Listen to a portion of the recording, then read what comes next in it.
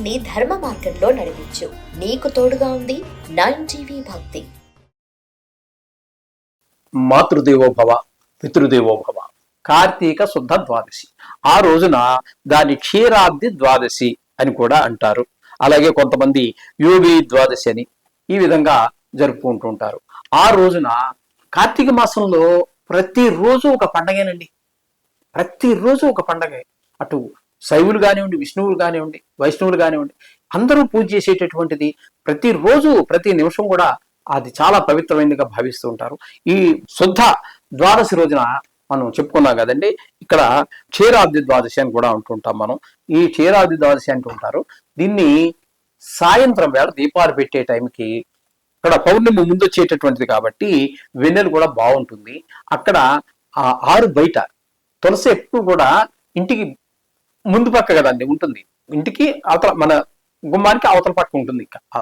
అక్కడ కూర్చొని ఈ పూజని తులసి కోటలోనే ఒక ఉసిరి కొమ్మని తీసుకొస్తారు. అది కాయలు ఉండొచ్చు, లేదా కాయలు లేకపోతే ఇటు కొమ్మ అయినా సరే తీసుకొచ్చి ఆ తులసిలో పెడతారు.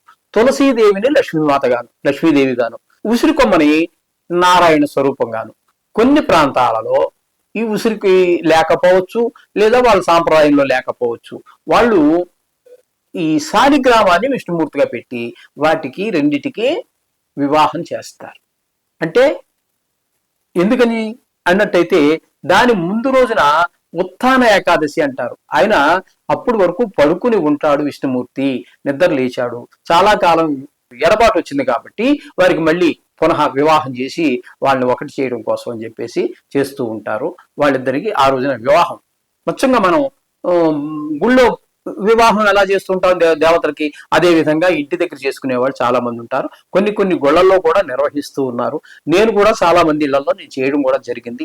ఇంకోటి ఏంటంటే, ముఖ్యంగా పెళ్లి కాని యువతలు, పెళ్లి అయ్యి సంతానం కానిటువంటి వారికి ఈ పూజని చాలా విశేషంగా చేస్తూ ఉంటారు. అదొక పెద్ద గంటన్నర కార్యక్రమం ఉంటుంది, చాలా విశేషంగా ఉంటుంది.